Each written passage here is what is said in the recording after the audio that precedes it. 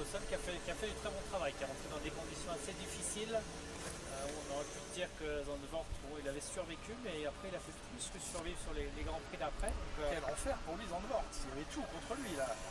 C'était terrible. C'est pas ce qui est le plus facile. En plein week-end, des conditions météo catastrophiques, une voiture à laquelle il faut s'adapter plus qu'elle ne s'adapte au pilote. Et il s'en était vraiment bien tiré. Il avait apporté le meilleur résultat d'écurie un peu plus tard dans cette saison. Vous savez comment il Le a... chat a désactivé. Quoi? Pourquoi en fait? Oui, C'est bon. un numéro inconnu qui s'affiche sur son téléphone à l'heure du Ça déconne bien aujourd'hui, hein. Je sais pas ce qui se passe. C'est le sable du Qatar qui vient dans ma connexion. Bon, bah Liam Lawson prend la peine de décrocher et la caméra s'allume. Qui voit-il dans son écran de téléphone? En personne, Daniel Ricciardo qui lui dit hey, salut Liam, eh bah écoute, finalement je te laisse ma voiture pour le week-end prochain. C'était lundi dernier. Il a fait des tests au simulateur, Daniel Ricciardo, mais il a quand même une blessure assez lourde à la main, une plaque métallique. Si tu te doutes bien que si j'étais ban, hein, je serais pas de retour, Abdel. Du coup. Non, non, c'est ma connexion. C'est Mako qui... Je sais même pas pourquoi ça déconnait. Parce que, je sais pas. Peut-être que le téléphone était trop loin. Éventuellement. Bref, ça remarche, c'est ce qui importe. Non, non, il n'y a que Hydro qui se fait strike. Hein. Il a pas de bol, lui. Il en est à 2 sur 3. Hein. Je sais pas s'il se refait strike ce week-end, il est mort, lui. Son Twitch saute. Hein. Et il a plus de 100 000 abonnés, je crois, sur son Twitch. Donc, ça ferait mal. Bon, après, bon, il regagnerait, je pense, d'une manière ou d'une autre, mais... Ça serait moche. Il a quand même beaucoup de qualité. Il a été très fort sur les grands prix qu'il a fait, donc il a rien à vouloir à Yuki Tsunoda pour le moment. Donc oui, clairement, Bon, de toute façon, il n'en a pas loupé grand-chose, hein, je pense. Il reste 10 minutes. c'est même presque surprenant qu'ils aient pas fait le choix de... C'est que des essais libres, on s'en fout un peu. C'est pas très grave si on perd quelques minutes, on va dire.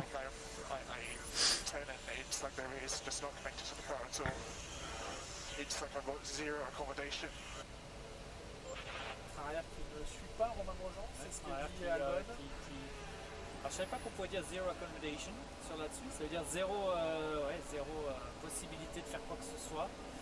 On l'a vu 2 fois le même virage sur Albon, mais c'est le virage aussi qui posait des problèmes à la Ferrari, c'est peut-être un des plus compliqués de la piste. Ça va être intéressant. George Russell en pneu 9 en médium 9. La Mercedes qui était très rapide en début de séance. Intéressant de voir ce que ça va donner en pneu médium. La Mercedes, il y a 2 ans, qui était la voiture à battre ici, aussi bien en qualification et en course, même si le meilleur tour du Grand Prix était revenu à Max Verstappen. Les 19h, oui. réglementations ont changé. Mais voyons, cette Mercedes, ce qu'elle peut offrir ce week-end, elle était très performante à Singapour. Elle aurait pu jouer la victoire pour ce qui est de George Russell. Hamilton n'en était pas loin non plus. Voyons ici, au Qatar, sur ce circuit très rapide. À battre dans le premier secteur est toujours la propriété de Norris en 32,5. Je crois qu'il a lâché. Il semblait qu'il avait raté la corde dans le premier virage et du coup il a abandonné son effort. De repréparer un tour. Là aussi, cette seule séance d'essai libre. Ouais, non, mais tes théories, toi, un peu... C'est tes théories qui sont claquées, hein, je pense. Il va le gagner au sprint, le titre. Hein. Il va pas le gagner ailleurs. Hein. Il va pas le gagner en course principale, je pense. Hein. On en reparlera, mais la dernière fois, t'as eu tort au final.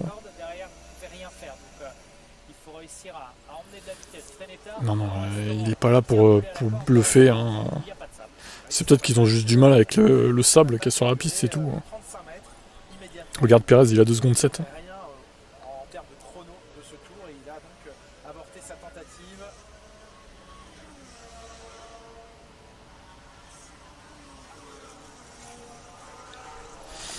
Non, c'est juste. Mais rien ne dit qu'au final, ils vont pas réagir tout à l'heure. Hein. Dès les qualifs, au final.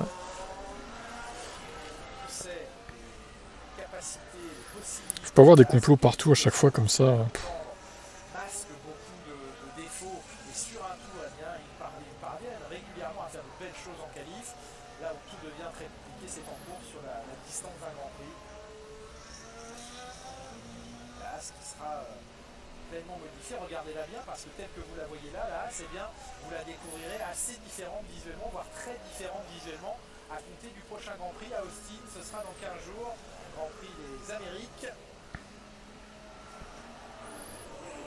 Clairement bien, on a été totalement dans le concept Red Bull, donc on va voir extérieurement une voiture qui, doit aider l'écurie sur la fin de saison et doit rassurer Haas sur la capacité de développement. Bah oui, il reste plus beaucoup d'intérêt cette saison, c'est sûr. Après, si, la bataille Mercedes-Ferrari pour la deuxième place. La bataille Hamilton-Perez pour la deuxième place. Bien que pour l'instant les deux soient largués.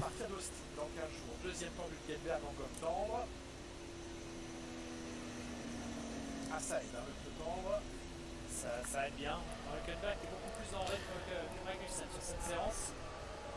Que Kevin trouve et comprenne comment aller améliorer, mais oui, là, mais c'est sûr que pour la win, il n'y a pas trop d'intérêt là. On va partir sur le principe Red Bull, c'est logique.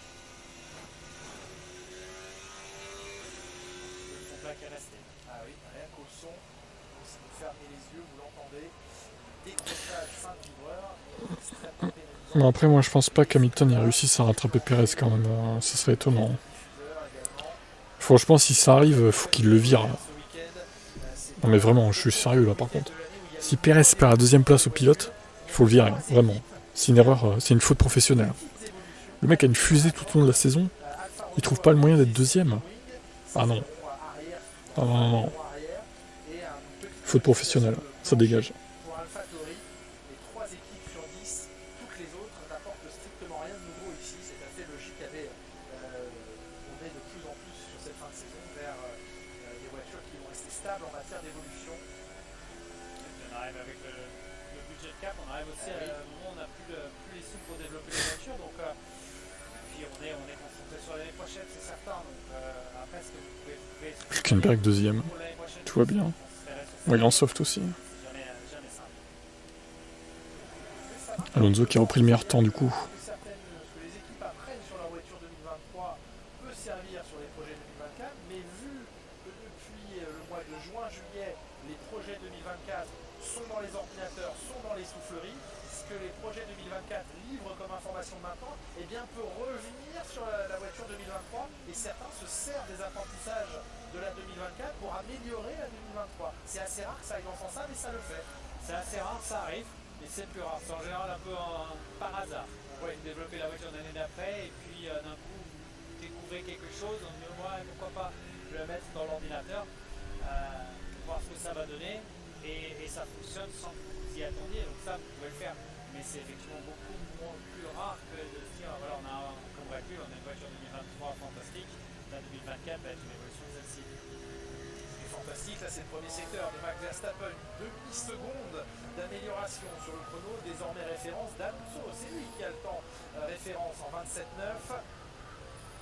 Il est en 9 ans, c'est sûr que ça va aider, mais ouais. oui, la progression elle est importante par secteur là. Le pire c'est que sans Verstappen on pourrait croire que la Red Bull n'est pas dominatrice en fait. Que c'est une bonne voiture mais sans plus. C'est ça qui est le plus terrible. L'augmentation de l'intensité du vent, c'est ce que ressent George Russell et il le dit à la radio. Deuxième temps pour Perez en peut tendre. Alors il serait quand même premier, hein, mais il serait pas non plus dominateur quoi. Un coup ce serait Perez qui gagnerait, un coup ce serait une autre équipe. La peinture sur les ronds arrière, tout à l'heure c'était sur les petites ailettes du bas, les fameux beam là c'est sur les ronds du haut, le blanc principal. Et pour lui c'est un meilleur temps, quasiment une demi-seconde de mieux. Allez bim, voilà. Bon il est en soft aussi. Là on est en mode qualif Romain. Oui, on est en mode qualif, on voit les pilotes qui déchargent la batterie complètement sur un tour. Alors le secteur 1 Verstappen impressionnant, secteur 2 et 3 pas génial, bien mais pas top. Est-ce que c'est le pneu tendre qui a du mal sur la fin du tour? C'est vrai, tous ces virages rapides. Oh oui, lui aussi il était pas loin d'aller chercher le plot en polystyrène. Ce virage très spectaculaire. Alors Hamilton est repassé devant Russell au final, bien que la voiture soit complètement à l'ouest. 1 seconde 2 du leader quoi. En médium Alonso. triple droit au Qatar, mais dans une forme très rapide où tous les points de porte passent à fond. Il y a des très beaux virages au Qatar. Ouais, pas le circuit le plus facile pour doubler. En revanche, à regarder un tour de qualification, c'est assez magnifique. Ce qui est bien, c'est qu'on va pas se taper 3 séances d'essai libre avant les qualifs. Ça, c'est appréciable hein, quand même. Direct ce soir, qualif quoi. Bim.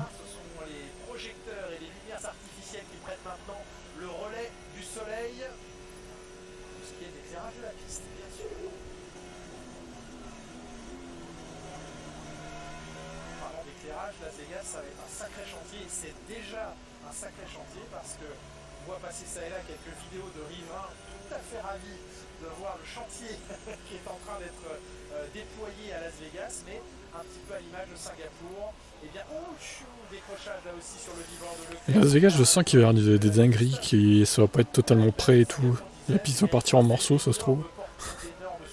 Ça va être un fail total.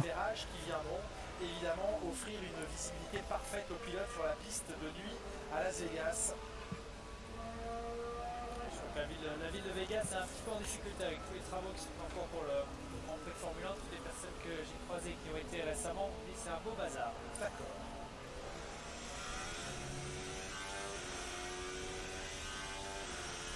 C'est le fameux virage qui pose problème à beaucoup de pilotes pour essayer de rentrer plus tôt encore. Pour essayer de rentrer plus tôt et pour la Ferrari n'est pas capable de le faire. Bien sauvé là. Un peu large et tout à l'heure raisonnable dans les limites de la piste. Le pilote qui dans quelques instants clore ce chapitre des essais libres, une seule séance d'essais libres, une possibilité pour tous les pilotes d'aller effectuer une procédure de départ. Peut-être que certains vont vouloir voir ce que ça fait de partir à droite pour absolument l'éviter, soit pour la course au sprint, soit pour le Grand Prix, mais procédure de départ à venir sur la grille dans quelques instants. L'ancienne entrée des stands était ici à droite, elle a été décalée après ce 16e et dernier virage. Yuki Tsunoda pour améliorer tous ces secteurs, oui, 4e temps.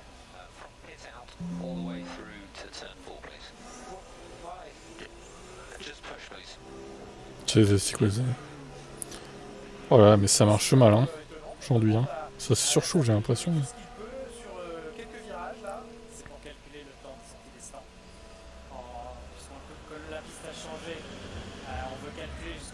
Secteur 1, c'était de la sortie des stands du secteur 1 pour calculer en cas de course, savoir l'undercut et l'overcut. Eh oui, on prend aussi des mesures pour établir la stratégie globale de la course et effectivement mesurer l'impact d'un éventuel undercut. Les premiers pilotes prennent maintenant le drapeau. L'undercut. On va revenir à la fin de ce tour, effectuer un start sur la grille. Évidemment avec une seule séance possible et 1 heure seulement de test, un panachage d'utilisation des pneus du C1 au C3. Charles Leclerc qui remonte tard dans tous les virages, peut-être pas on va essayer de rentrer un petit peu plus tôt pour éviter les mauvaises surprises. Ça fait un bon temps quand même. Et un 3e temps sur la ligne au passage du drapeau à damier. Leclerc remonte à la 3e position derrière Carlos Sainz, derrière Max Verstappen, passage à la gomme tendre également chez Ferrari. Alonso gardera la satisfaction d'avoir signé un 4e temps automatique médiocre. Putain, les Mercedes, elles sont tellement loin. 13 et... Il a amélioré au sol 8e et 13e. Oh là là. Salut à toi.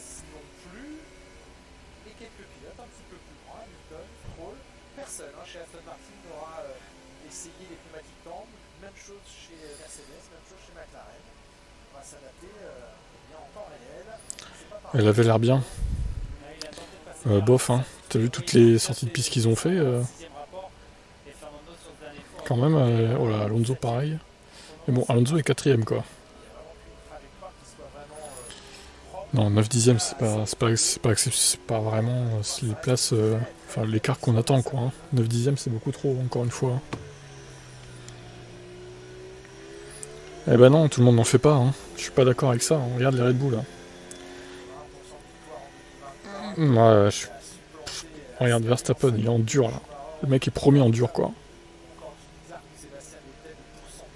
Franchement, je suis vraiment pessimiste là sur la suite du week-end. Ça pue hein, quand même. Hein. Oui, mais Max il est premier. Moi je veux bien que vous mettiez des œillères hein, les gars, mais bon, au bout d'un moment faut quand même le dire, la voiture est nulle quoi. Elle est pétée du cul la voiture quoi. C'est pas acceptable d'être à 9 dixièmes, même en essai libre en fait. C'est ça la vérité.